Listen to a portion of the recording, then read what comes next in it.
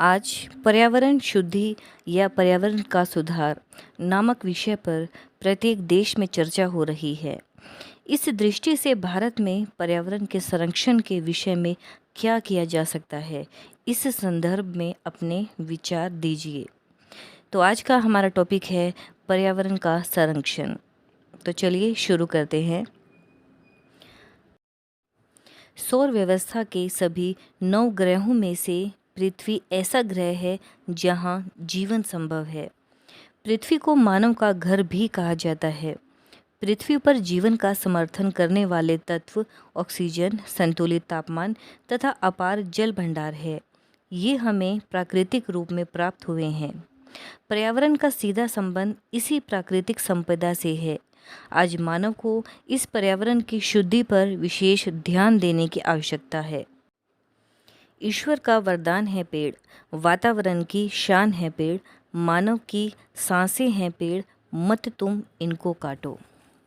सभी विकासशील तथा अल्प विकसित देशों में बढ़ती जनसंख्या की समस्या प्रमुख समस्या है। बढ़ती जनसंख्या से पर्यावरण पर भी दबाव बढ़ता है। अधिक लोगों के लिए अधिक भोजन, अधिक वस्त्र, अधिक आवास तथा अधिक परिवहन साधन चाहिए। अधिक भोजन के लिए और अधिक कृषि क्षेत्र बनाने की आवश्यकता पड़ती है।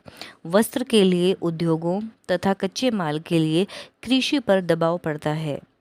इसी प्रकार आवास बनाने के लिए भूमि तथा वनों की लकड़ी मुख्य आधार है। परिवहन में अश्मीभूत ईंधनों की आवश्यकता पड़ती है, जैसे पेट्रोल, डीजल या सीएनजी। परंतु पर्यावरण की भी इस संसाधनों की आपूर्ति की अपनी सीमा है। औद्योगिक तथा नगरीकरण के कारण लोग रोजगार के लिए गांवों को छोड़कर नगरों में आते जा रहे हैं।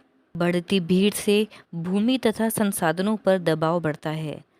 मानव इसी प्रकार इन संसाधनों का उपयोग करता जाएगा तो एक दिन ये समाप्त हो जाएंगे। अतः संसाधनों तथा उनकी आपूर्ति का मांग के साथ संतुलन बनाने से ही पर्यावरण संरक्षित हो सकता है। ऐसे दबावों के कारण ही आजकल पर्यावरण की शुद्धि पर बल दिया जा रहा है। पर्यावरण को प्रभावित करने वाला सबसे महत्वपूर्ण तत्व संसाधनों का अत्यधिक प्रयोग है। मुख्य संसाधन जल है। बढ़ती जनसंख्या से इस जल स्रोत पर दबाव बढ़ रहा है। भूतल जल का स्तर नीचे जा रहा है। मानव इसकी पुनःपूर्ति के लिए समय नहीं देता। नदियों, झीलों तथा तालाबों का जल दूषित किया जा रहा है। इसमें तरह तरह के दूषित रसायन व अन्य विषैले पदार्थ विसर्जित होते हैं, जिससे पर्यावरण प्रभावित होता है। औद्योगिक तथा मल जल के रिसाव से भी जल दूषित हो रहा है। पेड़ पौधे मत करो नष्ट, सांस लेने में होगा कष्ट। पर्यावरण के अपकर्ष का एक और मुख्य तत्व वन कटाव है। मनुष्य की वनों पर निर्भरता दिन प्रतिदिन बढ़ती जा रही है। नए उद्योग व नगर बसाने के लिए वनों का सफाया किया जा रहा है।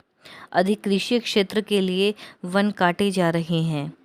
कई भागों में तो शीघ्र खेत तैयार करने के लिए वनों को आग लगा दी जाती है। इससे कई प्रकार के बुरे प्रभाव पड़ते हैं। वन्य जीवों के आवास नष्ट हो जाते हैं और उनकी महत्वपूर्ण प्रजातियां लुप्त हो रही हैं। वनों से हमें कई प्रकार की जड़ी बूटियां प्राप्त होती है। इनसे कई उद्योगों को कच्चा माल मिलता है। वनों के नाश से इन सब पर दुष्प्रभाव पड़ता है और पर्यावरण दूषित होता है। वनों के नाश से प्राकृतिक पर्यावरण तथा भूदृश्य बिगड़ता है। समुद्री पर्यावरण को भी दूषित किया जा रहा है।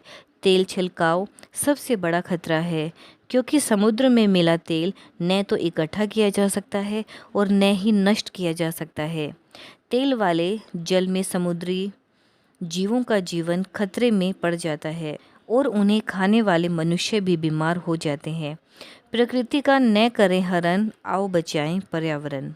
अश्मीभूत ईंधनों का प्रयोग उद्योगों, वाहनों, ऊर्जा संयंत्रों तथा कई प्रकार की मशीनों के लिए किया जाता है। कोयले, पेट्रोलियम पदार्थों तथा प्राकृतिक गैस के अत्यधिक प्रयोग से पर्यावरण पर प्रभाव पड़ता है। इनसे निकले विषैले तत्व पर्यावरण को विषाक्त बनाते हैं। पर्यावरण की शुद्धि के लिए अश्मीभूत ईंधनों के विकल्पों का प्रयोग होना चाहिए जो कम धुआं छोड़े। जैव कृषि को बढ़ावा दिया जाए जिसमें रासायनिकों का प्रयोग न होता हो। जनसंख्या नियंत्रित की जाए ताकि संसाधनों पर दबाव कम हो। उद्योगों की चिमनियां ऊंची होनी चाहिए और उनके धुएं को वायुमार्जक तथा स्थिर वैद्युत अवक्षेपकों द्वारा शुद्ध करके वायुमंडल में छोड़ना चाहिए।